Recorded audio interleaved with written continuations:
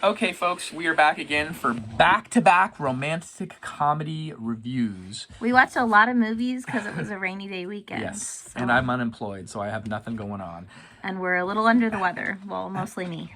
Turner Classic Movies is currently showing a lot of the Oscar-winning films leading up to the Academy Awards, which is in a couple of weeks. And so this particular movie stars Richard Dreyfuss, and he was the youngest male actor at the time, age 30, to win an Academy Award for his role of Best Actor. 1977, The Goodbye Girl. And I got a VHS copy here, but we did watch the movie on TV. This movie has an hour and 50-minute runtime. Rated PG. There was a lot of profanity in this movie as well for a PG movie. Yeah. So if you have Nowadays children, it would be PG-13. be aware. Marsha Mason co-starring with that very momish short haircut. Yes. Again, Richard Dreyfuss, Oscar-winning performance, 1977, the year my dad graduated high school. So this is an interesting movie written by Neil Simon. And there would be a made-for-TV readaptation of this movie in 2004, starring Jeff Daniels and Patricia Heaton from Everybody Loves Raymond.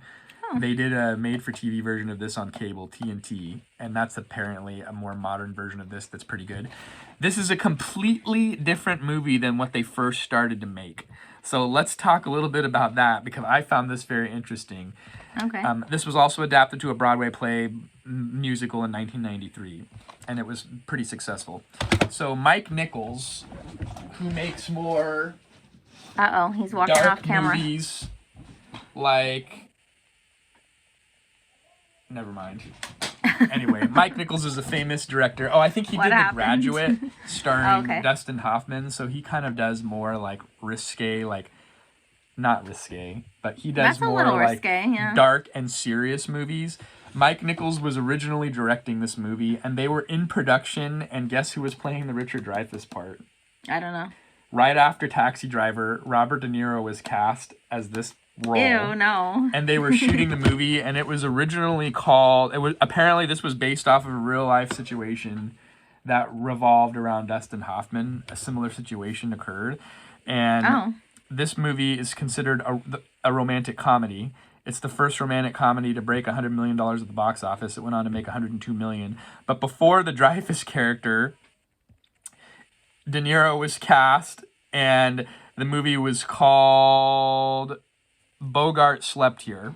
And they were in production, and they just didn't really like the comedic timing of De Niro, and Nichols is like, this guy is not the right guy for this role.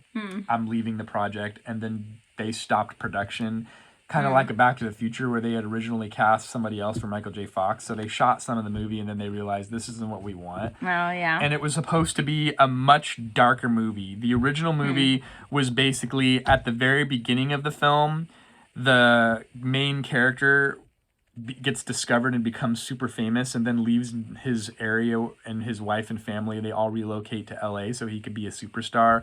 And the original movie kind of shows his marriage being impacted and the dissolution of the marriage because of his newfound fame, and he couldn't handle it, and it put a strain on his marriage. So then they realized that this isn't what they wanted. They stopped production. In 6 weeks, Neil Simon rewrote the entire script, and they changed the name of the movie to what we know it today, The Goodbye Girl. And then they bring on Herbert Ross to direct it. So they wanted to go not so dark like Nichols and De Niro and them that we were doing. They realized that this was going to be a completely different picture, more lighthearted, fitting to the romantic comedy drama kind of a film, which, you know, I feel like I would like to see that other movie too. But again, it was a completely different movie, and then the writers realized that this isn't the movie that they wanted to make. So then we end up getting this 1977 movie. That was the first, like I mentioned, romantic comedy to break $100 million at the box office. So let's talk about this movie. Do you want to kind of talk about the premise for those who haven't seen this movie? I do, but now my 3-year-old's saying, guys, and knocking on the door, So I'll give you a brief summarization.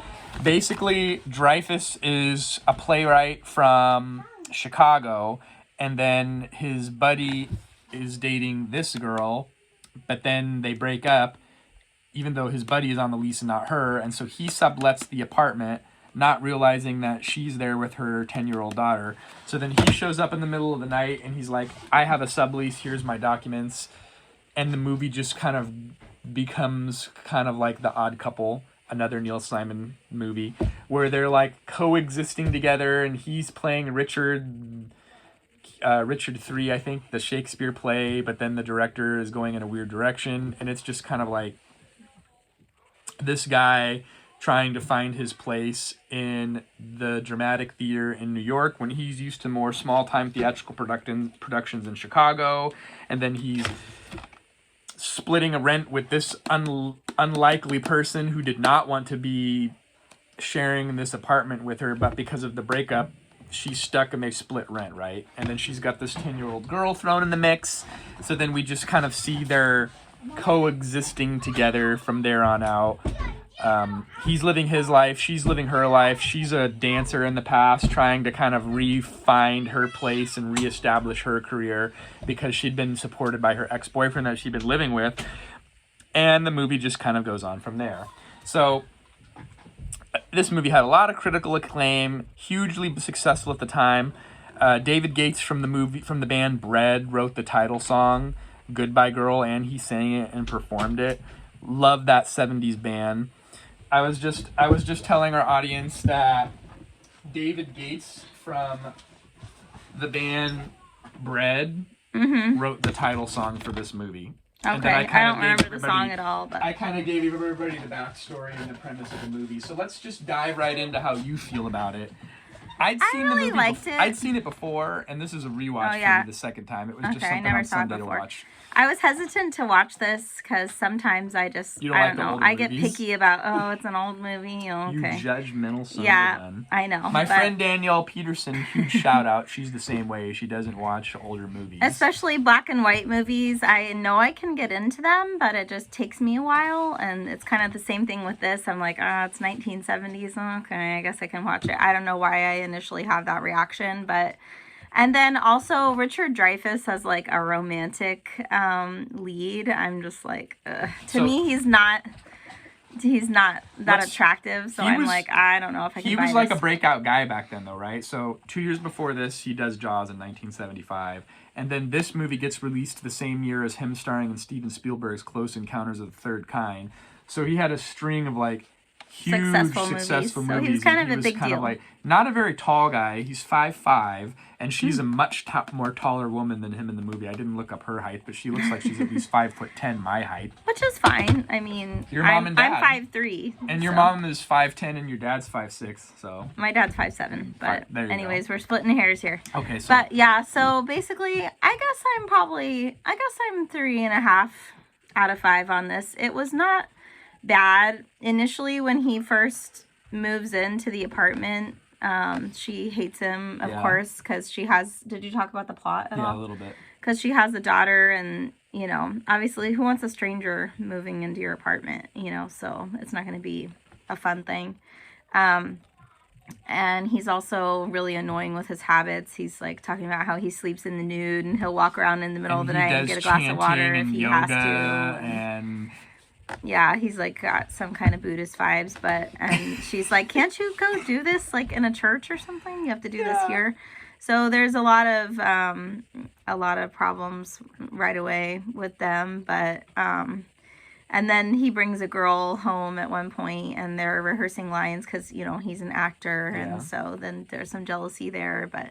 Actually, he has a relationship. He has more of like a friendship that sparks with her 10-year-old daughter at first than her because she initially hates him. She has the icy barriers up because she'd just gone through that breakup too, right?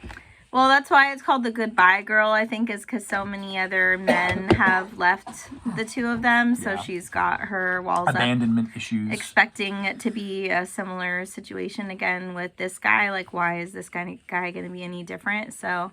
I guess that's what I liked probably the best about the movie is just the character, the character development with her and how she kind of realizes that, maybe there is a good guy left out there who's not going to abandon her and her daughter. And, but it really does show you how rough it is living in that city, like how they struggle to get jobs. And New York in the 70s, remember... like I mentioned earlier, De Niro had starred in Taxi Driver right before this, and that was 1975, I think, or 76. Manhattan at this time was pretty rough, so they even kind of you see her getting purse snatched, and you're like a woman living alone in the big city, and then like this guy This comes is a really along, gross kind part. of like, her groceries go everywhere because they steal her purse. She slides all this spaghetti off of the spaghetti street. falls The on the spaghetti ground, box and then breaks, she and picks it all up off she that New York collects City all the street. spaghetti off the street, and then My they eat it for dinner. My stomach bubbling. Really? I know she said they stole all her money, so I get it. She probably didn't have money to buy more. But he's kind of the white knight in this because he comes along and he's like, I'm going to pay for the meals. I'll take care of this. I'll take care of that. So she'd been with bad guys in the past, and then he's kind of this redemptive guy, almost. Yeah. Would you say that he's a Boaz, to quote some biblical stories here? And she's I wasn't expecting that reference, but... Anyway. Yeah, I guess. Except for the fact that they're living together before marriage. Yeah, that's not biblical. That part's not biblical, but... I mean, it's a... What's it called? This isn't a Christian movie, so you're not expecting that. Let me jump into the reviews really quick because we're running long. Rotten Tomatoes gives it 80%. He won an Oscar for that role. It's good. Pretty good. IMDb 7.4 out of 10. I think I'm 3 out of 5. You were 3.5 out of 5. It's good, but it's not my favorite. It's just kind of like this movie that we just reviewed a little bit earlier. These kind of movies are okay, but actually, you know what? This is the second time I've watched it, and I do like Neil Simon, but it's not my favorite Neil Simon movie. Some of the stuff's not really resolved. Like, yeah, they develop like a friendship and like a relationship because they're kind of helping each other navigate living during this crazy time in New York, and it's like very difficult to get by. But kind of like now, people are struggling here. Things never change. I'm unemployed. Unemployable. Unemployable or just unemployed? Okay. This is essentially my day job that I don't get paid for. Keeps the old mind busy. Click the like button and share and subscribe if you want more quality content. But basically, how do they resolve the fact that he's chanting and he plays guitar at all hours of the day and night too? And that was another thing that she said. How is my daughter going to get rest for school when you're playing guitar in the middle of the night? He gets the movie kind of ends, and this again spoilers alert, but this movie's 40 plus years old, so if you haven't seen it, I apologize. We're ruining the movie. Go ahead. He gets discovered, kind of like how the original premise was, where they started with him getting discovered. This movie ends with him getting discovered and has to fly out to Seattle to do a movie on location. And she feels like now they've developed this actual dating relationship, and then like he's leaving, facing abandonment issues of the goodbye girl. But then the saving grace of the film, he has his beloved guitar that he plays at all hours. As he's leaving, she's like, "Are you even gonna come back for me?" But guess what? His beloved guitar gets left behind. But those of you who play guitar, yes, but those of you who play guitar or are musical at all are going to be horrified because she runs out on the balcony and holds the guitar up in the rain. You're ruining the guitar. Stop. Stay away Don't from do water. that. Yes. So that's it for the Goodbye Girl. And he even says, "You're destroying my guitar." Yes, woman. What the heck are you doing? You guys just got together and you're already destroying the man's guitar. This is not good. This is just a slice of life. Don't get it wet. A real life moment that What's wrong with you? Transpire. Who knows? Until next time. Thanks for watching. That's it for the Goodbye Girl. We'll see you then. Goodbye, girls and boys.